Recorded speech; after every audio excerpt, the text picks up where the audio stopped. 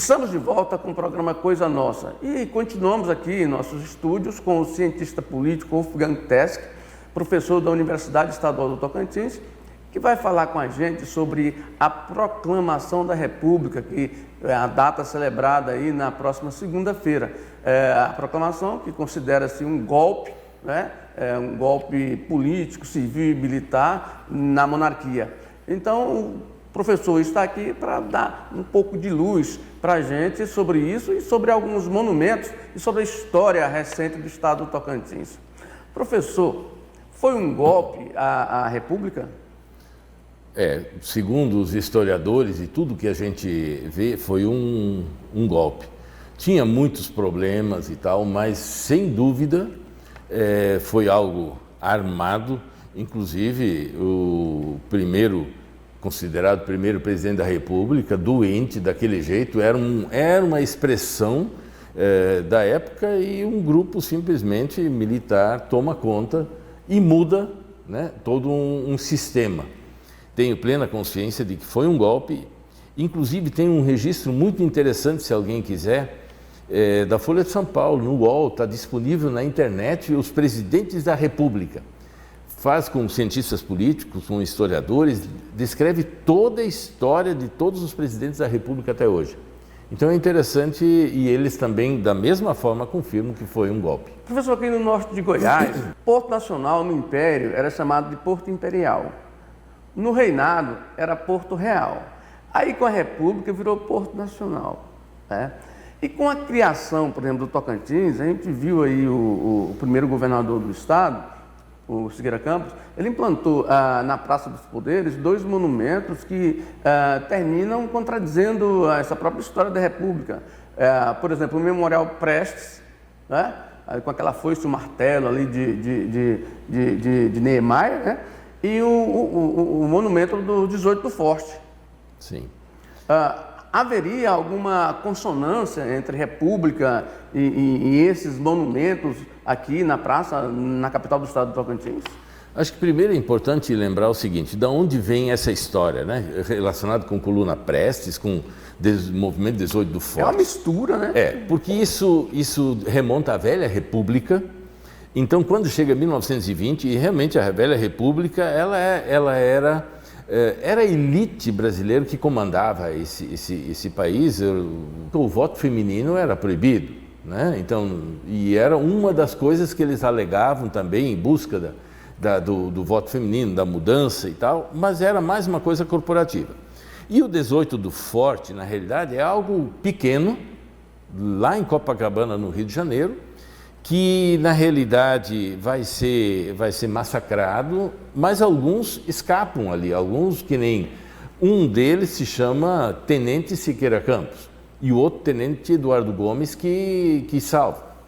Esse Tenente Siqueira Campos, na época de 30, ele vai morrer num desastre de avião, né? Na época em que Getúlio Vargas começa a chegar ao poder.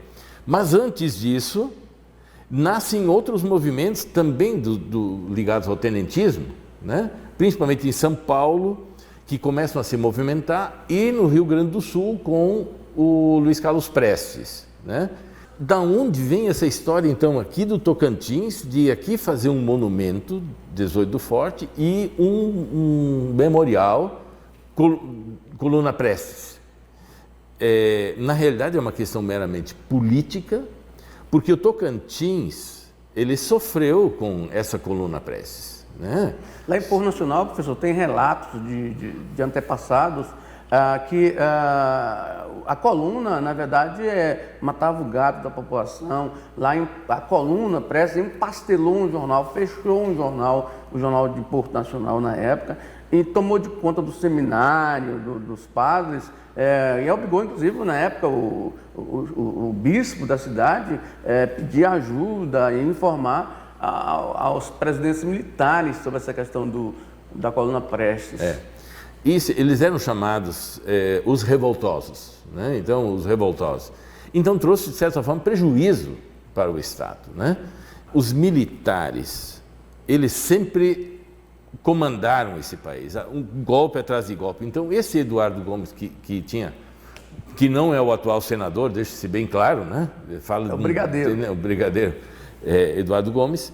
Ele vai continuar no governo Getúlio e vai também ajudar a derrubar o Getúlio, né? E depois vai estar junto no golpe de 64. Esse 18 do Forte aqui não tem nada a ver com o tenentismo, a não ser um nome Siqueira Campos, porque o governador da época aqui do Tocantins, talvez simbolicamente tenta passar uma imagem de que esse Siqueira Campos lá é ele.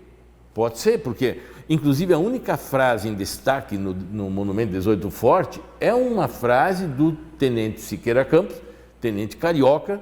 Professor, lá no Memorial Prestes, lá tem um documento que está inclusive protegido por vidraças, que cita lá, que está escrito, né, que o ex-governador Siqueira Campos é parente do tenente Siqueira Campos. Até que ponto isso é verdade? Não, isso na realidade é uma mentira, isso não é verdade. Mas está lá. É uma fake news oficial público que está dentro do memorial, onde tenta se associar o ex-governador Siqueira Campos com o tenente Siqueira Campos. Quer dizer, não tem parentesco nenhum. E se na época foi feito dele, então por que não traz um documento que comprove isso?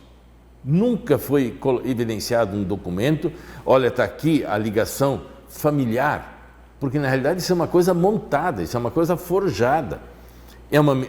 Como hoje, em vez de falar mentira, não vou falar, é uma fake news, que é uma mentira. Oficial, está lá. Então... Pago com recursos públicos, né? Sim, ainda, esse é o mais grave ainda, né? Então, nada contra a arquitetura, nada contra um monumento numa praça. Nada contra o martelo lá do memorial. Sim, todos os as grandes expressões arquitetônicas do Oscar Niemeyer deixam impresso de forma estilizada, como ele era comunista, a foice e o martelo. Então, está muito evidenciado. Então, a foice, né, aquela imagem da entrada, e o martelo que vem por cima, né, da coisa. Então, isso não tem nada a ver com o que era, inclusive, a política do Tocantins. O povo nem pergunta, não se questiona o que faz um monumento desses numa praça, na praça mais importante do estado do Tocantins, né? Da mesma forma como não se questiona o nome da principal avenida desse estado, dessa capital, que é Teotônio Segurado, um homem que pediu autorização oficial na época para exterminar grupos indígenas, principalmente os Acroá e outros povos indígenas, porque atrapalhavam a circulação comercial, os interesses comerciais de Teotônio Segurado. Então, não se questiona isso, simplesmente se aceita, não se pergunta quem foi esse homem. Agora, pela lógica, professor, pela lógica, o Teotônio Segurado era funcionário de Portugal, Sim, funcionário de Portugal. Do rei de Portugal. Ele ficou fiel. Sim. Como é que ele ia querer a libertação da região se ele, como funcionário de Portugal, ele mandava o ouro de Monte do Carmo, o ouro de Natividade para... E não só isso, ele, por exemplo, não aceitou a independência do Brasil. Ele resistiu, ele foi contra a própria independência proclamada, né? Segundo diz por Dom Pedro I, outros já a própria... Como seria a favor da independência do Tocantins? Não tem. Era interesses comerciais, né? Políticos comerciais, e nada de defender o povo do norte de Goiás. Isso é um discurso, né? Isso é uma narrativa discursiva montada, porque a realidade não era essa. Agora, essa narrativa alternativa terminou encobrindo as pessoas, os líderes nortenses. Porque a luta, por exemplo, se a gente olhar então essa luta separatista, isso é uma coisa que vem de muitos anos antes. Então, veja bem, já na época de 30 havia uma lei pronta para ser aprovada, se criaria o território do Tocantins. Isso só não foi aprovado na época das mudanças com Getúlio Vargas, já era para ter sido aprovado. Lísias Rodrigues, por exemplo, né, que só ganha o nome aqui de um aeroporto, e pouca gente sabe quem foi Lísias Rodrigues, ele que implantou esses campos de pouso aqui no Tocantins, né? Na região norte do país. Fez a ligação de sul e norte através de avião. Por exemplo, se nós olharmos aí Carolina, no Maranhão, que era para ser anexada a essa região hoje no Tocantins, no primeiro desenho, Carolina fazia parte. Carolina conheceu... Goiás, né? Sim. Carolina, sim, mas nesse desenho que era para ser o Tocantins, Carolina estava incluído como Cavalcante no norte norte de Goiás. Isso também era para ser nessa região do paralelo 13. A população de Cavalcante foi contra, né, na época. Pois é, sim.